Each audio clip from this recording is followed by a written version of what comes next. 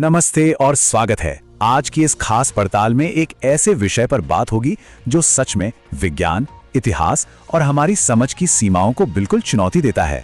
तनूट माता मंदिर का वो मशहूर चमत्कार। बिना किसी देरी के चलिए सीधे इतिहास के पन्नों में चलते हैं और इस पूरी घटना की परतों को खोलते हैं।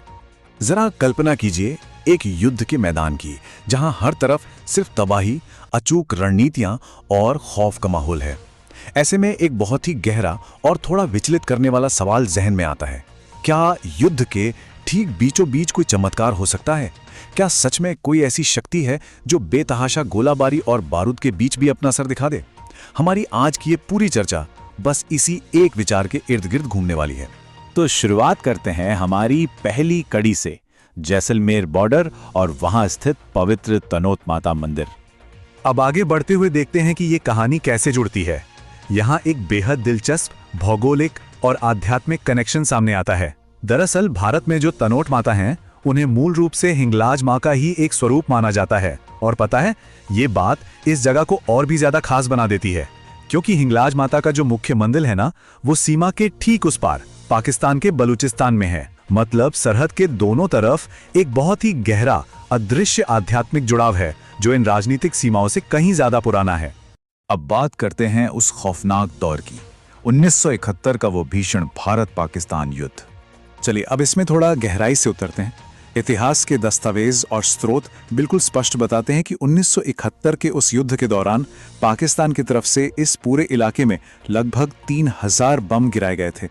3000!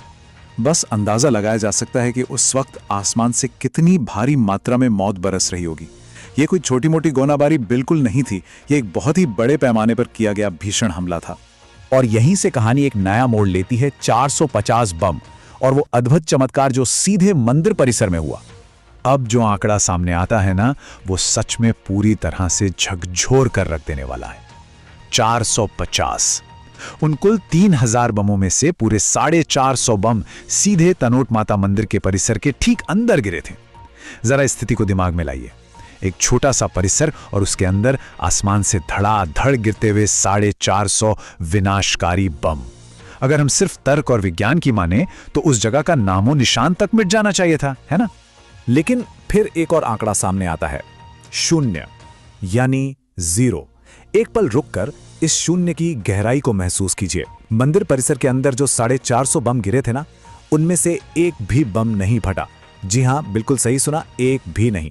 यह संख्या देखने में जितनी छोटी है, इसका असर इतिहास पर उतना ही विशाल है। अब इस पूरे वाकये की जो सबसे दिलचस्प बात है, वो ये है कि ये कोई सुनी सुनाई कहानी नहीं है। अगर हम सीधे मूल स्रोत को देखें तो उसमें साफ लिखा है, मंदिर परिसर के अंदर गिरा एक भी बम नहीं फटा था। सोचने वाली बात है कि आधुनिक युद्ध की वो बेहतरीन तकनीक और वो सारा घातक बारूद, दोनों ही इसे खास जगह पर आकर पूरी तरह से नाकाम हो गए। 450 जिंदा बम और कोई धमाका नहीं, बिल्कुल सन्नाटा। अब जब आसमान से सीधे मौत बरस रही हो और जमीन पर किसी को एक खरोच तक ना आए, तो इसे क्या नाम दिया जाए? स्रोत हमें बताते हैं कि उस भयंकर गोलाबारी के दौरान जितने भी लोग उस मंदिर परिसर के अंदर मौजूद थे, वो सभी मां के आशीर्वाद से बिल्कुल सुरक्षित बच गए। किसी को कोई नुकसान नहीं पहुंचा। मौत उनके इर्द गिर्द 450 बार गिरी, लेकिन किसी को छू तक नहीं पाई। ये सच में रोंगटे खड़े कर देने वाला सच है। और इसी घटना ने जन्म दिया हमारी अगली कड़ी को, बीएसएफ जवानों की वो अटूट आस्था जो आज भी कायम है।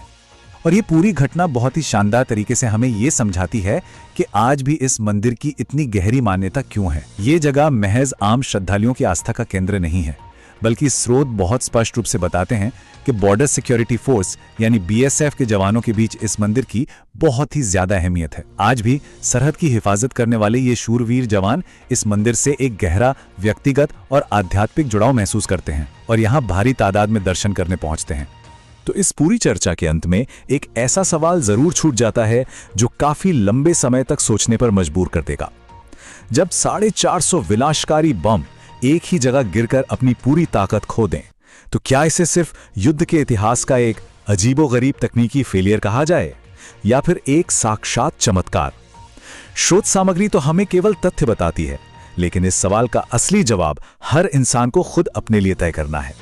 आज की इस रोचक पड़ताल में साथ जुड़ने के लिए बहुत बहुत धन्यवाद।